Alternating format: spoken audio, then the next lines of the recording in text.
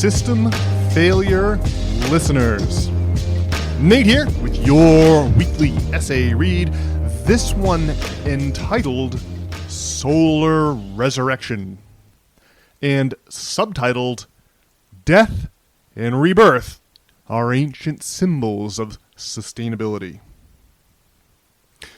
The major theme of this essay is death and rebirth. The tracking of astronomical cycles is related to agricultural success and economic sustainability. That's why Christianity borrows symbolism from earlier traditions of sun worship and emphasizes economic justice. Key takeaways. Number 1, in ancient Egypt, resurrection was a major religious symbol that stood for life-giving astronomical and agricultural cycles.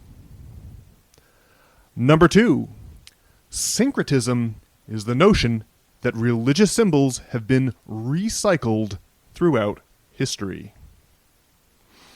Number 3, the Christian traditions of Christmas and Easter are syncretic symbols of death and rebirth from much older traditions. Egyptian resurrection. We modern people are blessed with a working model of the solar system, the cyclical nature of which is self-evident.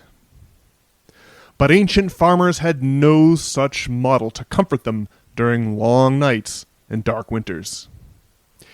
They took it on faith that the life-giving sun would return each morning and spring to save them from otherwise certain death. Early agrarian societies so obviously owed their livelihoods to the sun's daily and annual astronomical cycles, and the annual growing seasons caused by these, that they worshipped the sun and associated its return with salvation. Ancient Egyptians considered the sun's rebirth to be a resurrection. As the ancient Egyptian religion evolved over 3 millennia, the figure of Horus evolved along with it. Older conceptions of Horus were called Horus the Elder, while newer versions went by Horus the Younger, the son of the resurrected god Osiris. Osiris, the god of the afterlife, was murdered and dismembered by his brother Set.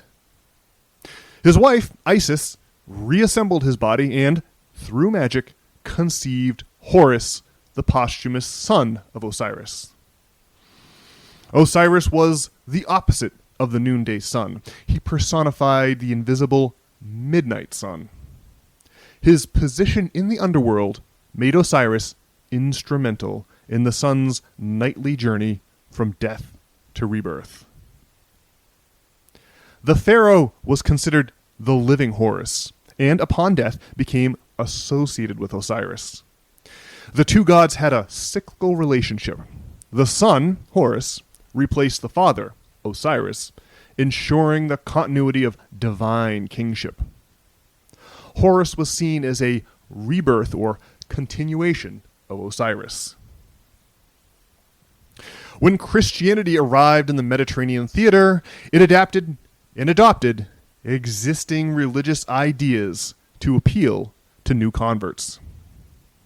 In the early days of Christianity, the features of Egyptian sun worship merged with Babylonian and other influences to shape the new religion.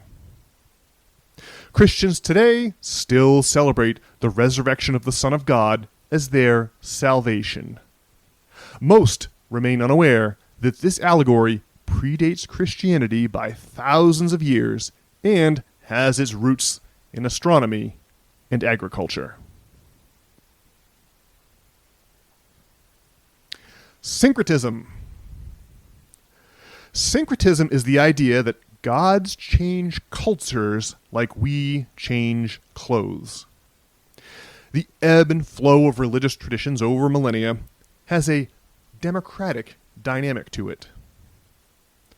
Conquering armies found that violent repression guaranteed fierce resistance because spiritual beliefs are too deeply ingrained to be imposed from above. Adopting new religious beliefs is a quasi-democratic compromise between power and tradition. The Greek gods Zeus and Aphrodite, for example, morphed into the Roman Jupiter and Venus. It was as if these gods abandoned Greek society during the Roman conquest of Greece, packed up, and moved to Rome. The Roman state religion was notoriously flexible and pragmatic, often incorporating gods from conquered peoples. That was the only way to unify the patchwork of diverse cultures that made up the Roman Empire. When applied to Christianity, syncretism is called the pagan continuity hypothesis. During the medieval period, the Roman Catholic Church suppressed the idea that its story was assembled from pre-existing religious components. Church fathers believed they were bolstering their own authority by portraying their faith as a direct revelation from God. But the fact that Christianity is a syncretic milieu of existing traditions lends to it the gravity of millennia. It's far more ancient than the relatively modern Roman Empire. Christianity is the latest mask worn by ideas proven over thousands of years of existing tradition. When people don't find ideas relevant to their lives, those ideas are forgotten. Conversely, meaningful ideas are remembered and passed along. Over time, Darwinian competition honed the suite of ideas contained within Christianity into a key that fits many locks. Though its resurrection allegory is borrowed from older traditions of sun worship, death and rebirth are eternal themes that cut to the heart of the human experience. Christian resurrection. The sun gradually appears less and less in the skies of the northern hemisphere each fall. In December, that rate of disappearance slows to a stop. The sun then reverses course and begins appearing more and more each day throughout the spring. The turning point is the winter solstice, the shortest day of each year. That's why sun gods like the Egyptian Horus, the Persian Mithra, and the Roman Sol Invictus were all said to have been born on the winter solstice. The following morning, the sun appears to rise at the same point on the horizon occupied by Sirius, the brightest star in the night sky. The births of these sun gods were said to have been attended by three significant figures, which correspond to the three stars of Orion's belt. In Christianity, these figures became the three wise men, following a bright star to arrive at the birth of Jesus during Christmas. The ancient Egyptian New Year celebration took place in the summer. It coincided with the annual flooding of the Nile Delta in the heliacal rising of Sirius. Rebirth was a major theme of the occasion because the annual arrival of the flood heralded the regrowth of the agricultural crops that fed Egypt. In addition to the return of the sun, the story of the death and resurrection of Osiris also allegorized this annual deliverance of the Nile floodwaters.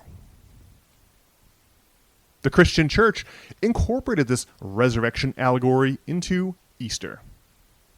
Christians today celebrate the death and resurrection of their God in the springtime. Most are unaware of Easter's astrological origins. But Jesus' birth on the winter solstice, his death in the spring, and his subsequent resurrection are all elements borrowed from previous traditions of sun worship. Conclusion. The related themes of resurrection and salvation dominate Christianity. These themes are symbols from much older traditions, notably the ancient Egyptian religion. They represent ancient observations of astronomical cycles and the long-term sustainability that comes from agricultural success. The fact that these themes are recycled from older traditions makes Christianity a meta-allegory for sustainability. These themes and symbols are themselves resurrected as they are passed down from culture to culture over the long sweep of history. Alrighty, folks, well, that does it for this week's audio essay. I sincerely hope you enjoyed it. If you did, consider paying us a little visit over at systemfailure.org. There you can read the text version of this essay, complete with pictures and astronomical sky charts from ancient times. You can also sign up to receive the aforementioned text version of these essays each week on Sunday morning, right there in your email inbox. Furthermore, you can get in touch with either Brian or myself by visiting the About page and clicking on the appropriate name.